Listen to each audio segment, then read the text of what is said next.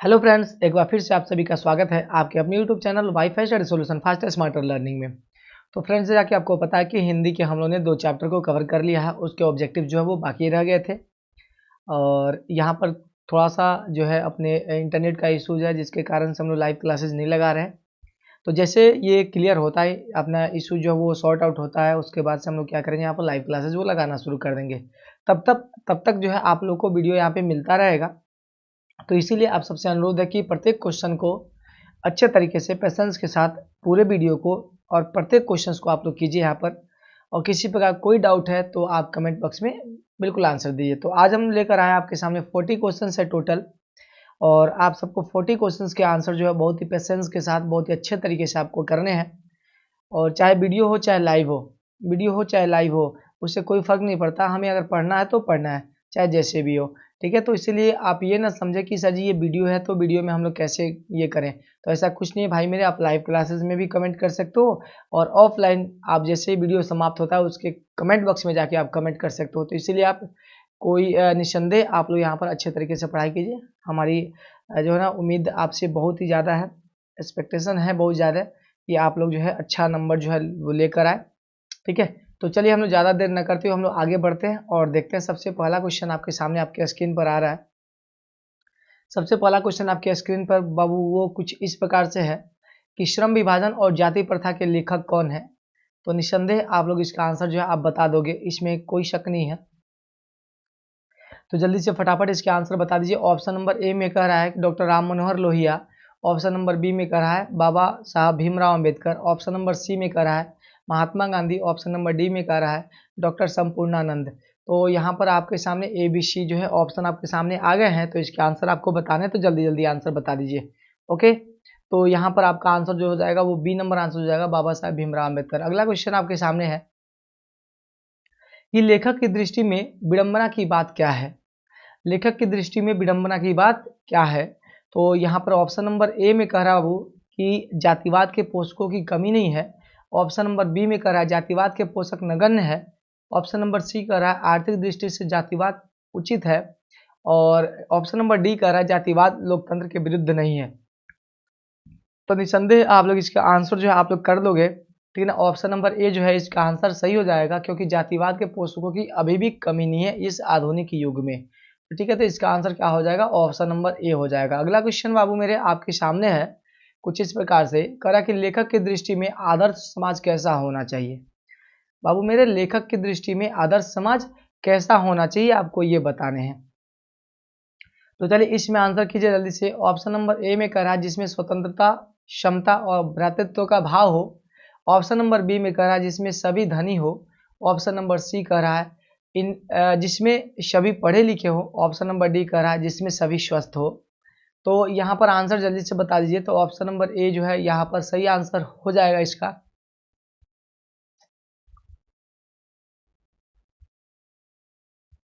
Okay, तो option number A बाबू इसका सही आंसर हो जाएगा, जिसमें स्वतंत्रता हो, क्षमता हो और भ्रातृत्व का भाव हो। तो ऑप्शन नंबर ए आपका सही है। अगला क्वेश्चन आपके सामने बाबू, इसको देखिएगा। लेखक बेरोजगारी का प्रमुख और प्रत्यक्ष कारण किसे मानते हैं। अशिक्षा को मानते हैं, जनसंख्या को मानते हैं, जाति प्रथा को मानते हैं, उद्योग धंधों की कमी को मानते हैं, किसको मानते हैं। तो लेखक जो है वो बेरोजगारी का प्रमुख कारण जो है वो मानते हैं किसको बाबू, तो वो मानते हैं जाति प्रथा को। किसको मानते हैं, तो जाति प्रथा को मानते हैं। ओके, अगला क्वेश्चन आपके सामने है, जरा देखिए जरा ध्यान से इसको। इसमें क्या है, क्या कि डॉक्टर भीमराव अंबेडकर की दृष्टि में भाईचारे का वास्तविक रूप कैसा होना चाहिए। डॉक्टर भीमराव अंबेडकर की दृष्टि में भाईचारे का जो है वो वास्तविक रूप कैसा होना चाहिए। ऑप्शन नंबर ए में कह रहा है दूध और शक्कर के मिश्रण की तरह। ऑप्शन नंबर बी में कह रहा है दूध और पानी के मिश्रण की तरह। यस, ऑप्शन नंबर सी कह रहा है तिल और गुड़ के मिश्रण की तरह। ऑप्शन नंबर डी कह रहा है पानी और नमक के मिश्रण की तरह। तो जल्दी से बता दीजिए फटाफट यहाँ पर। तो आप सबको ये आंसर जो है ज्ञात होना चाहिए। तो इसका आंसर जो हो जाएगा दूध और पानी के मिश्रण की तरह। तो ऑप्शन नंबर बी बाबू यहाँ पर बिल्कुल सी हो जाता है। अगला क्वेश्चन आपके सामने आ जाता है, इसको जरा ध्यान से देखिएगा। कह कि डॉक्टर भीमराव अम्बेडकर का जन्म कब और कहाँ हुआ, कब हुआ था। तो डॉक्टर भीमराव अम्बेडकर का जन्म बाबू आप सबको ही मिलकर बताएंगे हमको फटाफट कि कब हुआ था। बताइए जल्दी से फटाफट सबको ही मिलके। यस मेरे भाई। तो डॉक्टर भीमराव अंबेडकर का जन्म जो है वो कब हुआ था, जल्दी से बता दीजिए। यस यस, वेरी गुड, 14 अप्रैल 1991 को 1891 को हुआ था। यस बाबू मेरे। तो ऑप्शन नंबर डी जो है आपका यहाँ पर क्लियर हो जाता है। तो यहाँ पे ऑप्शन नंबर डी जो है आपका बिल्कुल यहाँ पर सही हो जाता है। अगला क्वेश्चन आपके सामने, इसको देखिए जरा ध्यान से कि क्या डॉक्टर भीमराव अंबेडकर का जन्म कहाँ हुआ था। अब यहाँ पर वहाँ पर जन्म कब हुआ था ये तो बता दिया आप लोगों ने भाई, अब कहाँ हुआ था ये आपको बताने हैं। तो जल्दी से बता दीजिए भाई कहाँ हुआ था। तो इसका आंसर बिल्कुल बिल्कुल इसका आंसर आप लोगों का बिल्कुल सही आएगा, उम्मीद हम यही करते हैं। तो इसका आंसर जो हो जाएगा महू मध्य प्रदेश। तो ऑप्शन नंबर ए हो जाएगा महू मध्य प्रदेश। अगला क्वेश्चन बाबू मेरे आपके सामने है, इसको जरा देखिए। क्या कि डॉक्टर अंबेडकर ने किस पत्रिका का संपादन किया है। उज्जवल भारत, या फिर उड़ता भारत, या फिर बहिष्कृत भारत, या फिर पुरस्कृत भारत। तो किस पत्रिका का जो है वो संपादन किया है, जल्दी से बताइए। यस, क्या हो जाएगा आंसर इसका, जल्दी से बताइए फटाफट। यस, तो इसका आंसर जो हो जाएगा बाबू वो बहिष्कृत भारत हो जाएगा, ऑप्शन नंबर सी हो जाएगा। अगला क्वेश्चन आपके सामने है, इसको देखिएगा ध्यान से। इसमें करा कि भारतीय संविधान के निर्माता के रूप में हम किन्हें जानते हैं। तो निस्संदेह आप सबको बता सकते हो इसको, भीमराव अंबेडकर। ठीक है बाबू, तो क्या हो जाएगा इसका answer Bhimrao Ambedkar, option number B. अगला क्वेश्चन आपके सामने है, इसको देखिए। डॉक्टर अंबेडकर का डॉक्टर अंबेडकर का वाङ्मय हिंदी के कितने खंडों में प्रकाशित हो चुकी है। हिंदी के कितने खंडों में ये प्रकाशित हो चुकी है। ऑप्शन नंबर ए में करा 15 खंडों में, ऑप्शन नंबर बी में करा है 17 खंडों में, ऑप्शन नंबर सी में करा है 19 खंडों में, ऑप्शन नंबर डी में करा है 21 खंडों में। तो ये तो आपको याद ही होगा, इसमें तो भूलने वाली कोई बात ही नहीं है। ठीक है, इसमें भूलने वाली तो कोई बात ही नहीं है, तो ये तो आपको याद होगा। तो ऑप्शन नंबर क्या हो जाएगा इसका, डी नंबर 21 खंडों में। ओके, अगला क्वेश्चन बाबू मेरे आपके सामने है, देखिए जरा ध्यान से। कहा कि आधुनिक सभ्य समाज जो है कार्यकुशलता के लिए किसे आवश्यक मानता है। आधुनिक सभ्य समाज जो है समाज जो है कार्यकुशलता के लिए किसे आवश्यक मानता है, इसका आंसर बता दीजिए। तो यहाँ पर आप सभी का आंसर जो है आना शुरू हो गया है, हमें उम्मीद है इस बात की। ओके, तो यहाँ पर क्या किसको मानता है, तो श्रम विभाजन को मानता है। किसको मानता है बाबू, तो श्रम विभाजन है, ऑप्शन नंबर ए हो जाता है। अगला क्वेश्चन आपके सामने है, क्या कि डॉक्टर भीमराव अंबेडकर के पिता का क्या नाम था, जल्दी से बता दीजिए। यहाँ पर डॉक्टर भीमराव अंबेडकर के पिता का क्या नाम था। ऑप्शन नंबर ए में कह रहा है Ramdev Sakpal, option number B में कह रहा है Ramji Sakpal, option number C में कह रहा है Ramkishun Sakpal, option number D में कह रहा है राधेश्याम सकपाल। तो इसका आंसर तो आप सबको आ जाना चाहिए, क्योंकि यहाँ पर सकपाल है तो हमको लगता है कुछ कन्फ्यूजन्स होंगे। तो उन कन्फ्यूजन को दूर करते हुए बाबू मेरे आपको क्या करना है, आंसर करने हैं। तो यहाँ पर ऑप्शन नंबर बी जो है आपका बिल्कुल यहाँ पर आंसर जो वो क्लियर हो जाता है। ठीक है, ऑप्शन नंबर बी जो है बाबू आपका आंसर जो है यहाँ पर क्लियर हो जाता है। चलिए अगला क्वेश्चन आपके सामने, इसको बताइए। क्या कि डॉक्टर भीमराव अंबेडकर की माता का क्या नाम था। मैंने ये सारे चीज आपको बताए हैं, ठीक है, तो आप जल्दी से बताइए इसको। ओके,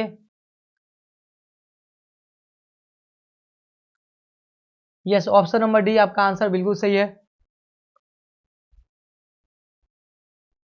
यस बाबू, ऑप्शन नंबर डी आपका आंसर बिल्कुल सी है, भीमा बाई। Very good. अगला क्वेश्चन आपके सामने, इसको बताइए। क्या कि डॉक्टर अंबेडकर ने पीएचडी की उपाधि कब धारण की। डॉक्टर अंबेडकर ने पीएचडी की उपाधि कब धारण की। हालांकि हम लोग को ये पुस्तक में नहीं पढ़ना है, हम लोग की किताब में ये नहीं पढ़ना, लेकिन फिर भी आप जान लीजिए ये 1916 की बात है ना। ये कब की बात है बाबू, ये 1916 की बात है, जब उन्होंने पीएचडी की डिग्री हासिल की, उपाधि हासिल की। ठीक है, तो ये ऑप्शन नंबर सी हो जाएगा। अगला क्वेश्चन, क्योंकि आर्थिक पहलू से भी जाति प्रथा क्या है, लाभदायक है, या फिर हानिकारक है, या फिर अनुकूल है, या फिर इनमें से सभी। तो आप सबको मिलके बताइए जल्दी से फटाफट। यस, तो आर्थिक पहलू से भी जाति प्रथा क्या है बाबू, तो हानिकारक है। यस, आपका आंसर बिल्कुल सी आ रहा है सभी का आंसर। तो यहाँ पर क्या हो जाएगा आंसर, बी नंबर बिल्कुल हानिकारक है। अगला क्वेश्चन आपके सामने, इसको बताइए। डैश पेशे का दोषपूर्ण पूर्व निर्धारण करती है। डैश जो है पेशे का दोषपूर्ण पूर्व निर्धारण करती है। ऑप्शन नंबर ए में कह रहा है श्रम विभाजन, ऑप्शन नंबर बी में बाबू कह रहा है जाति प्रथा, ऑप्शन नंबर सी में कह रहा है प्रत्यक्ष, ऑप्शन नंबर डी में कह रहा है लोकतंत्र। तो यहाँ पर आप देख लो बाबू, यहाँ पर जल्दी से फटाफट। तो इसका आंसर जो है जाति प्रथा की बात है बाबू मेरे, ये जाति प्रथा जो है ये बिल्कुल दोषपूर्ण जो है ना ये निर्धारण करती है। तो बिल्कुल यहाँ पर आपका बी नंबर आंसर क्लियर हो जाता है, बी नंबर आंसर आपका बिल्कुल क्लियर है। अगला क्वेश्चन आपके सामने, इसको बताइए।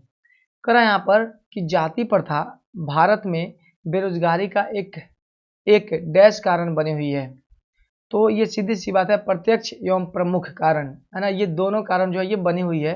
तो यहाँ पर ऑप्शन नंबर बाबू मेरे क्या हो जाएगा, ऑप्शन नंबर सी जो है यहाँ पर आपका सही हो जाता है। यानी प्रत्यक्ष और प्रमुख कारण दोनों आपका आंसर जो है यहाँ पर सही है। तो ऑप्शन नंबर सी आपका बिल्कुल यहाँ पर क्लियर हो जाता है। अगला क्वेश्चन आपके सामने है, देखिए जरा ध्यान से। करा कि मूक नायक क्या है, अखबार है, पत्रिका है, पुस्तक है, कहानी संग्रह है, क्या है ये मूक नायक? जल्दी से बताइए मूक नायक बाबू मेरे क्या है। यस, तो ये मूक नायक जो है बाबू ये क्या है, अपना पत्रिका है। मूक नायक क्या है बाबू, ये अपना पत्रिका है। यानी ऑप्शन नंबर बी जो है यहाँ पर क्लियर आंसर हो जाता है। अगला क्वेश्चन आपके सामने, इसको बताइए। यहाँ पे कह रहा है कि डॉक्टर भीमराव अंबेडकर की मृत्यु कब और कहाँ हुई। डॉक्टर भीमराव अंबेडकर की मृत्यु जो है कब और कहाँ हुई?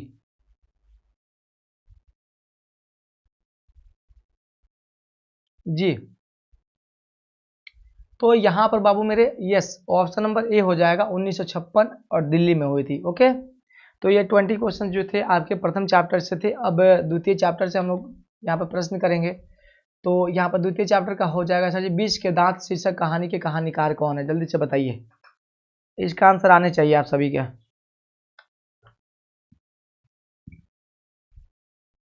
क्या मोहन राकेश है, क्या कमलेश्वर है, क्या प्रेमचंद्र है, या फिर नलिन बिलोचन शर्मा? कौन है भाई मेरे? तो यहाँ पर ऑप्शन नंबर क्या हो जाएगा, ऑप्शन नंबर यहाँ पर डी हो जाएगा, नलिन बिलोचन शर्मा। ऑप्शन नंबर डी हो जाएगा, नलिन बिलोचन शर्मा। उसके बाद चलिए, गिरधर लाल कौन है भाई मेरे? गिरधर लाल कौन है, कासू का पिता है कि मदन का पिता, या फिर शेफाली का पिता कि रजनी का पिता, बताइए।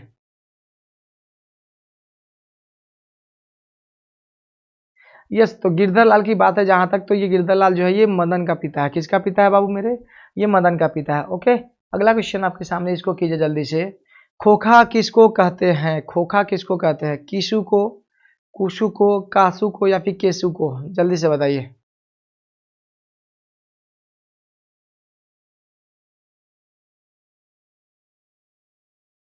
Okay, okay, very good. तो यहाँ पे क्या हो जाएगा, कासू हो जाएगा, ऑप्शन नंबर सी हो जाएगा। अगला क्वेश्चन आपके सामने, इसको कीजिए। सिंह साहब अपने पुत्र को क्या बनाना चाहते हैं, बिजनेसमैन या इंजीनियर? बी में करा वकील, और सी में करा प्रोफेसर, और डी में करा डॉक्टर मैन, जल्दी से बताइए।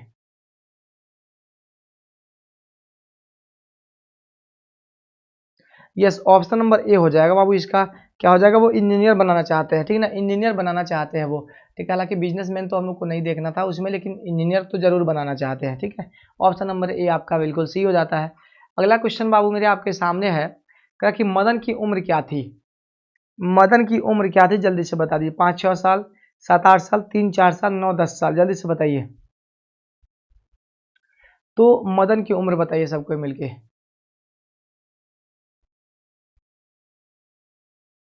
इस मदन की उम्र कितनी थी बाबू? तो ऑप्शन नंबर ए आपका बिल्कुल क्लियर हो जाता है, 5-6 साल। क्या थी? तो 5-6 साल थी। मदन की उम्र कितनी थी? तो 5-6 साल थी। ओके, अगला क्वेश्चन आपके सामने मेरे भाई, देखिए जरा ध्यान से इसको।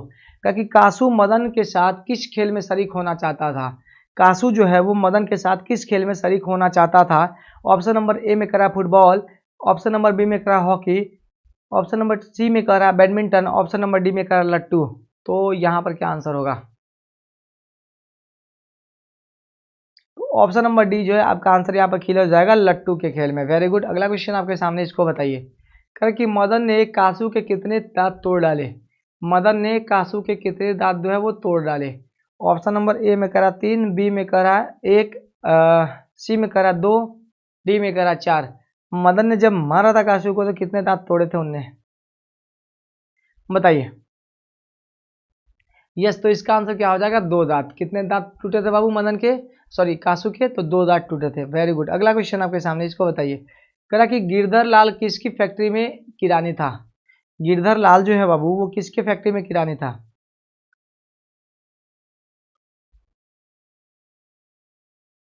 यस, मुखर्जी साहब के फैक्ट्री में, सिंह साहब के फैक्ट्री में, पत्रकार महोदय के, या फिर सेन साहब के? तो यस, आपका आंसर बिल्कुल सी आना शुरू हो गया। बिल्कुल यहाँ पर क्या हो जाएगा आंसर, डी नंबर आंसर आपका बिल्कुल क्लियर हो जाता है सेन साहब की फैक्ट्री में। अगला क्वेश्चन आपके सामने, इसको देखिए, कर रहा है यहाँ पर कि सेन साहब किसके व्यंग से ऐड कर रह गए। सेन साहब जो है वो किसके व्यंग से ऐड कर रह गए। ऑप्शन नंबर ए पत्रकार महोदय के व्यंग से, बी मुखर्जी साहब के व्यंग से, सी सिंह साहब के व्यंग से, डी गिरधर लाल के व्यंग से। किसके व्यंग से?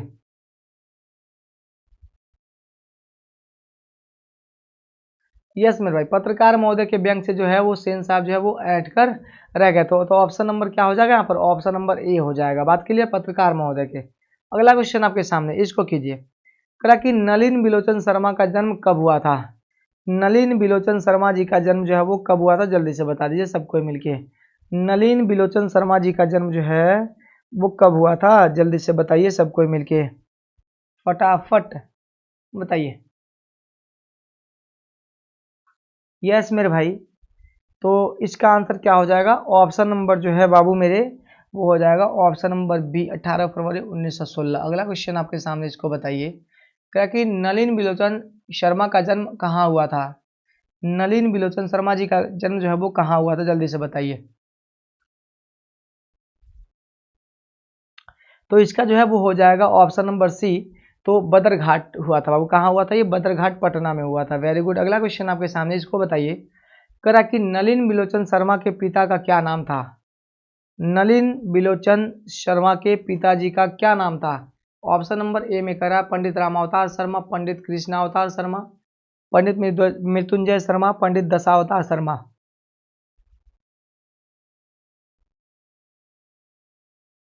यस बाबू, जल्दी से बताइए, फटाफट सबको मिलके बताते चलिए, जल्दी जल्दी बताते चलिए। जितने लोग हैं भैया मेरे, जितने लोग देख रहे हैं भाई मेरे, आंसर कीजिए, सब कोई आंसर कीजिए जल्दी से।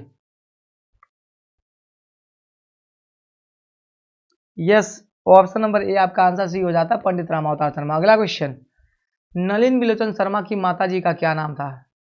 नलिन बिलोचन शर्मा जी के माता जी का नाम क्या था, जल्दी से बताइए। पद्मावती, कलावती, रत्नावती, इंद्रावती, क्या नाम था? तो यस, इसका आंसर क्या हो जाएगा बाबू? तो इसका आंसर हो जाएगा Ratnavati, option number C. Yes बाबू मेरे, क्या हो जाएगा आंसर? ऑप्शन नंबर सी हो जाएगा, रत्नावती। ओके, अगला क्वेश्चन आपके सामने, इसको कीजिए। क्या कि दृष्टिकोण किन की रचना है। दृष्टिकोण जो है बाबू वो किन की रचना, जल्दी से बता दीजिए। दृष्टिकोण बाबू किन की रचना है? ऑप्शन नंबर ए में करा है रामावतार शर्मा का, ऑप्शन नंबर बी में करा है नलिन बिलोचन शर्मा जी का, सी में करा मोहन राकेश, डी में करा प्रेमचंद। तो यहाँ पर ऑप्शन नंबर क्या हो जाएगा, जल्दी से बताइए। यस, तो यहाँ पर ऑप्शन नंबर जो होगा वो क्या हो जाएगा आपका? ऑप्शन नंबर बी हो जाएगा। बात क्लियर? तो नलिन बिलोचन शर्मा जी का है। अगला क्वेश्चन आपके सामने, इसको बताइए। क्या कि लड़कियां क्या हैं? कठपुतलियां हैं। किसे इस बात पर गर्व है? भाई बहन को, चाचा चाची को, मामा मामी को, माता पिता को। किस पे गर्व है इस बात को बाबू मेरे? किसको गर्व है इस बात पे कि लड़कियां क्या हैं? कठपुतलियां ही तो है ना? इस पे किसको गर्व है? तो डी नंबर आंसर आपका बिल्कुल यहाँ से क्लियर हो जाता है बाबू मेरे। यहाँ पर डी नंबर आंसर आपका बिल्कुल क्लियर है, माता पिता को गर्व है इस बात पे। अगला क्वेश्चन आपके सामने है। मोटर कार को किससे खतरा हो सकता था? कासू से, मदन से, खोखा से, इंजीनियर से। किससे खतरा हो सकता था, जल्दी से बताइए। मोटर कार को किससे खतरा हो सकता था? ऑप्शन नंबर ए में करा कासू से, बी में करा मदन से, सी में करा खोखा से, डी में करा इंजीनियर से। किससे खतरा हो सकता था? तो कासू से खतरा हो सकता था। ऑप्शन नंबर ए जो है बिल्कुल क्लियर है। जिन लोगों ने ऑप्शन नंबर ए आंसर दिया है उनका बिल्कुल सही है। अगला क्वेश्चन आपके सामने, इसको कीजिए। कहा कि सेन साहब ने किसे खूब फटकार लगाई? गिरधर लाल को, कि खोखा को, मदन को, या फिर सैफाली को? किससे फटकार लगाई थी सेन साहब ने?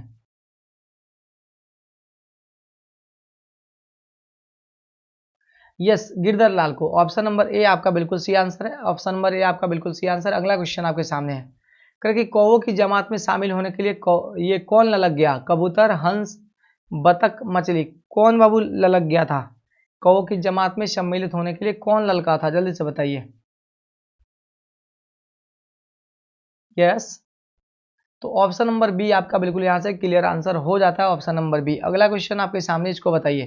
क्या कि मदन अक्सर किसके किसके हाथों से पिटता था? मदन जो है वो किसके हाथों से पिटता था? माता के हाथों से, शेन साहब के हाथों से, खोखा के हाथों से, पिता के हाथों से। किसके हाथों से वो अक्सर पिटता था, जल्दी से बताइए। तो यहाँ पर ऑप्शन नंबर डी हो जाएगा, पिता के हाथों से वो अक्सर जो है वो पीटता रहता था, ठीक है ना। तो यहाँ पे ऑप्शन नंबर डी आपका बिल्कुल क्लियर हो जाएगा। अगला क्वेश्चन आपके सामने, इसको देखिए, कह रहा कि नलिन बिलोचन शर्मा जी का मृत्यु जो है वो कब हुआ था। नलिन बिलोचन शर्मा जी का मृत्यु जो है वो कब हुआ था, जल्दी से बता दीजिए फटाफट सब कोई मिलके। जितने लोग हैं भाई मेरे, जितने लोग हैं सब कोई आंसर बताइए, सब कोई देख के आंसर बताइए जल्दी जल्दी फटाफट। ओके, यस भैया, यस, इसका आंसर क्या हो जाएगा, 12 सितंबर 1961, यानी ऑप्शन नंबर ए जो है आंसर इसका हो जाता है, ठीक है मेरे भाई। तो 40 क्वेश्चन जो है यहाँ पे कंप्लीट हुए हम लोग का, और उम्मीद करते हैं सब कोई जो है अच्छे तरीके से जो है एंजॉय किया क्लास को, और आगे शेयर भी कीजिएगा, आगे शेयर भी कीजिएगा। तो उम्मीद करते हैं कि भाई कि आप लोग ऐसी क्लास को एंजॉय करते रहिए, शेयर करते रहिए, पढ़ते रहिए मन लगा के, और ऐसे हम लोग चैप्टर को फिनिश करेंगे बाबू मेरे, टेंशन नहीं लेना, ठीक है। तो इस प्रकार से वीडियो आपको मिलते रहेंगे, तब तक के लिए दीजिए विदा, फिर मिलते हैं हम लोग अपने शाम वाले क्लास में अगले वीडियो के साथ। उसमें भी बाबू आपने इकोनॉमिक्स का जो है 5 चैप्टर का जो है ना वो क्या रह गया था आपका, ऑब्जेक्टिव रह गया था, उसमें हम लोग ऑब्जेक्टिव डाल देते हैं, ठीक है। तो टेंशन नहीं लेना, ठीक है मेरे भाई। तो बस आप ऐसे ही खुश रहिए, मुस्कुराते रहिए, हंसते रहिए, पढ़ते रहिए, देखते रहिए आपका अपना YouTube channel wifi study solution faster smarter learning. तब तक के लिए बाय फ्रेंड्स, फिर मिलेंगे हम लोग अपने नेक्स्ट वीडियो में, तब तक के लिए बाय।